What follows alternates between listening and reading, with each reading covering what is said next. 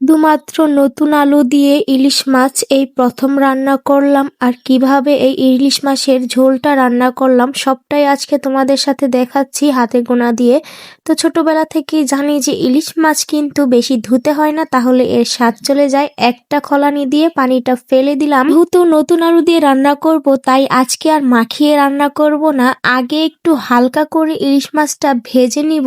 এতে করে কিন্তু আলুটাও ভেজে নিব, আর এতে করে খেতে কিন্তু অনেকটা পরিমাণের ভালো লাগবে।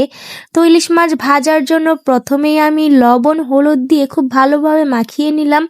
এরপর কড়াইয়ে তেল গরম হয়ে গেলে একটা একটা করে সুন্দর করে ইলিশ মাছের পিসগুলো উল্টপাল্ট করে ভালো করে ভেজে নিচ্ছি।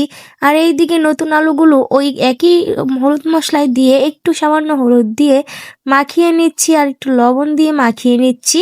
এতে করে খেতে কিন্তু ভীষণ ভালো লাগবে। আমার কাছে তো ভীষণ মজা লাগে এইভাবে করে রান্না করে খেলে।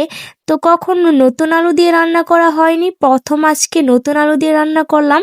তো এদিকে আমি মাছগুলো উল্টে পাল্টে খুব ভালো করে একটু ভেজে নিলাম। বেশি কড়া করে ভাজতে যাবেন না, তাহলে কিন্তু খেতে আবার এতটা ভালো লাগবে না।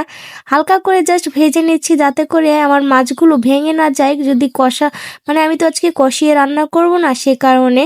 তো প্রথমে আমি ভেবেছিলাম যে কষিয়ে রান্না করি না, পরে ভাবলাম যদি মাছগুলো ভেঙে যায়, আলু তো একটু সেদ্ধ হতে সময় লাগে, যদি টমেটো হতো তাহলে এতটা সময় লাগতো না, মাখিয়ে চড়িয়ে দিতাম। তো যাই হোক, আর কি করব, এরপর আলুগুলোও ভেজে নিলাম। আজকের এই তরকারিটা আমি খাওয়ার পর ভাবলাম যে আমি প্রথমবার এটার চেষ্টা করলাম, আর প্রথমবারেই আমি সাকসেস হয়ে গেলাম। অনেক সুন্দর কিন্তু হয়েছিল এই তরকারিটা। আলু দিয়ে আর ইলিশ মাছ দিয়ে যে ঝোল রান্না করলে এত মজা লাগে, সেটা আমি কিন্তু এখন না রান্না করলে কিন্তু বুঝতে পারতাম না। আর বন্ধুরা, এখন কিন্তু আমি বেশি মশলা ব্যবহার করব না। তোমরা আগে থেকেই জানো ইলিশ মাছ রান্নার ক্ষেত্রে আমি খুব কম মশলা ইউজ করি, আর আমার ইলিশ মাছ রান্নার ক্ষেত্রে কম মশলা খেতেই ভালো লাগে। তো অল্প একটু পেঁয়াজ কাঁচামরিচ দিয়ে তারপর এখানে লবণ মরিচ আর হলো সামান্য পরিমাণ ধনে গুঁড়ো দিয়ে ভালোভাবে একটু আলুগুলো কষিয়ে নিলাম। তো আলুগুলো যেহেতু নতুন, তাই যা জানি না সেদ্ধ হবে কতটা, তাই আগে থেকে একটু কষিয়ে নিচ্ছিলাম।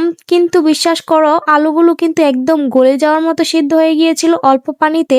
তো পানিটা যখন বলক উঠে যাবে, ততক্ষণ অপেক্ষা করতে করতে এদিকে যে ডিম ভেজে রেখেছিলাম ইলিশ মাছের, তো ইলিশ মাছের দুইটা নিয়েছিলাম, দুইটা থেকে একটা ডিম হয়েছিল। এই দুইটা ডিমে আমি আর আমার রাজিয়া মা খেয়েছিলাম।